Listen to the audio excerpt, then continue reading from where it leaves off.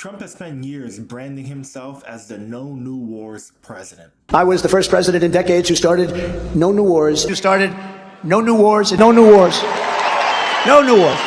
We don't need the wars, foreign lands, countries you've never heard of, countries that don't even want us there. Remember when crooked Hillary Clinton used to say, he's going to get us into a war.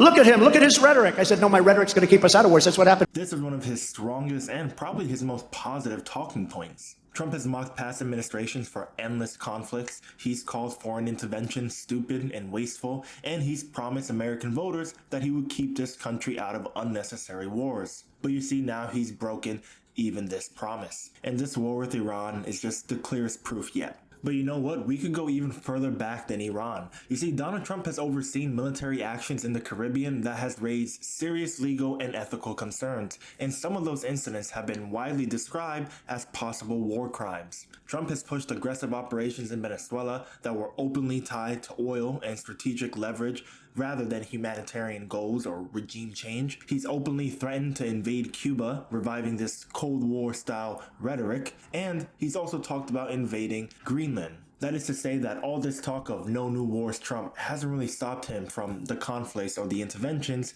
in other countries. And now Trump is escalating conflicts in Iran by openly declaring war against them alongside Israel. Now, a lot of people are saying that this kind of action could be one of the most dangerous foreign policy moves out of Trump's presidency, and that this could likely turn into a situation like what happened in Iraq with Bush. And for many people thinking this is going to be a short operation like we did in Venezuela, or it's not going to be. Because you see, the goal is much more complicated. You see, President Trump and Benjamin Netanyahu have made it clear this is more than just regime change. The stated goals of this conflict include stopping Iran's nuclear program, destroying its missile capabilities, neutralizing its navy, and removing its leadership. And that is why this is not going to be a short conflict. This is a war plan. Now, with that said, I understand that Iran's regime is absolutely brutal. They've had protesters and civilians jailed and killed, and they've had tens of thousands of people killed for protesting. But bombing a country does not automatically liberate its people, and history shows the opposite. When war happens, it always hits civilians the hardest. Chances are this conflict is not going to be a few weeks, like the president said.